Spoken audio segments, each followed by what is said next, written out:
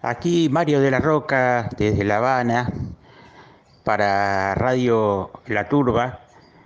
para comentar las elecciones recientes finalizadas en el hermano pueblo latinoamericano de Perú con el triunfo del profesor rural Pedro Castillo.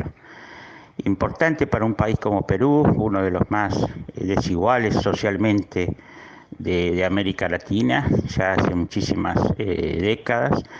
que ha sufrido dictaduras tan sangrientas en el continente como la de Fujimori y la candidata, su hija actual, Keiko Fujimori, que fue derrotada en esta última elección.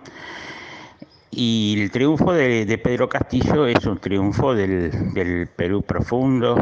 del Perú rural, del Perú de la selva, que ha sido visibilizado a través de estas elecciones y de la lucha constante en los últimos tiempos en un país complejo, social y políticamente muy desintegrado. O sea que la fuerza del voto a Castillo de los sectores pobres tiene que contar con un presidente, un equipo de gobierno sólido y con el apoyo de los sectores rurales, de los sectores empobrecidos, de los sectores sindicales, de los movimientos sociales, de jóvenes, mujeres, campesinos, de los sectores indígenas. Sin ese apoyo es imposible hoy gobernar de manera progresista el Perú,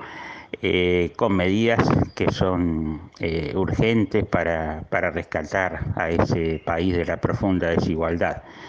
Las primeras medidas anunciadas de alguna manera por asesores del presidente a los que he tenido acceso son los valores de los productos esenciales, por ejemplo, el gas en un país gasífero y donde la mayoría de la población pobre no tiene acceso al gas natural salvo en balones. Después los precios de los productos básicos, esa es una primera etapa. Después una segunda etapa que se irá preparando seguramente desde el inicio, que es la necesidad de una reforma profunda de la Constitución. Sin una reforma, un llamado a asamblea constituyente y una profunda reforma de la Constitución, es imposible hoy gobernar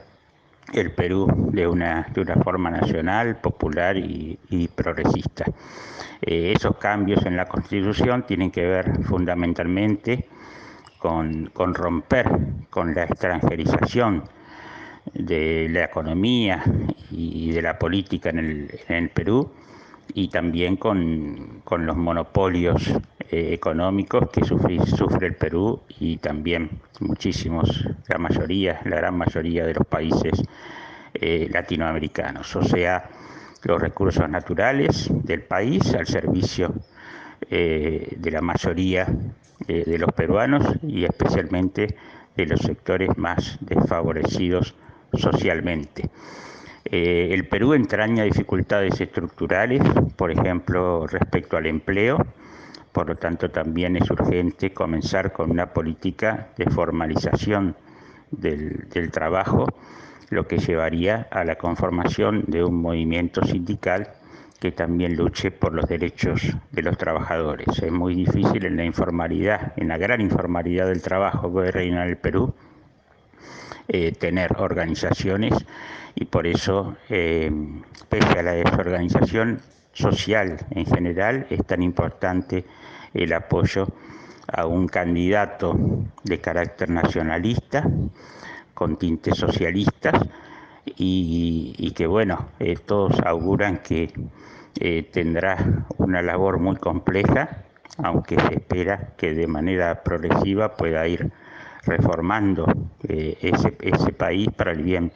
de todos los peruanos. También, como ocurre en otros países de América,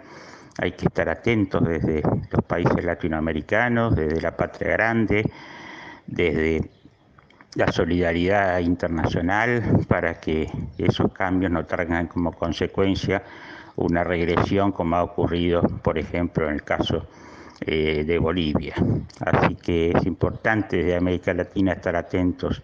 a este proceso importante que se abre en el Perú, que hace poco tiempo era impensable, y también la necesidad de reemplazar una clase política en el país absolutamente corrupta y vendida a los intereses foráneos y a una de las oligarquías más asentadas, más importantes del continente, en una de las zonas de América Latina y en uno de los países de mayores riquezas en cuanto a recursos naturales, minerales, etcétera. Bueno, pues para Radio La Turba, espero que el análisis les sirva para la reflexión y el seguimiento de esta nueva etapa que se abre en el hermano país latinoamericano. Saludos.